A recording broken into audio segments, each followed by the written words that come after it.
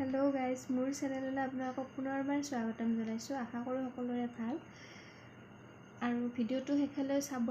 শেষত like comment share and subscribe কৰিবলৈ নাপাহৰিব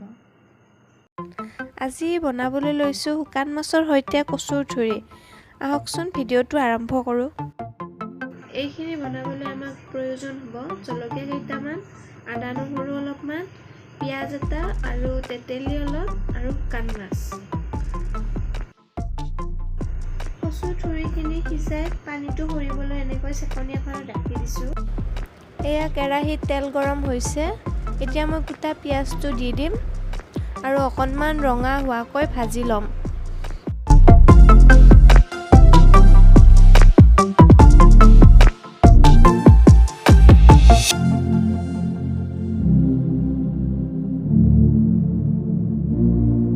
এয়া পিয়াজখিনি ৰঙচুৱা হৈ আহিছে এতিয়া মই ইয়াত আদা নহৰু জলকীয়াৰ পেষ্টটো দি দিম আৰু অকণমান ভাজি লম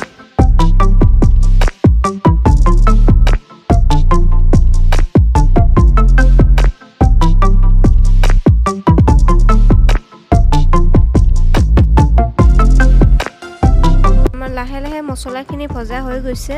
এতিয়া মই ইয়াত সিজাই থোৱা কচুখিনি দি দিম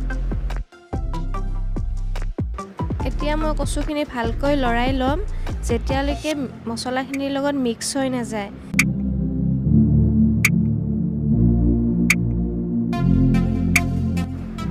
অকণমান ভজা হোৱাৰ পিছত ইয়াত মই সোৱাদ অনুযায়ী নিমখ আৰু হালধি দি দিম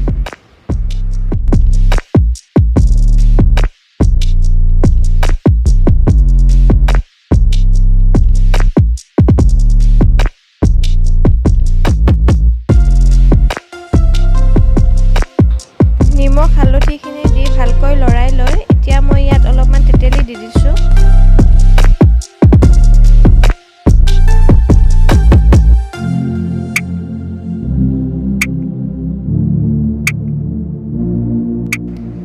এতিয়া মই কেইটামান শুকান মাছ অলপমান গৰম কৰি লওঁ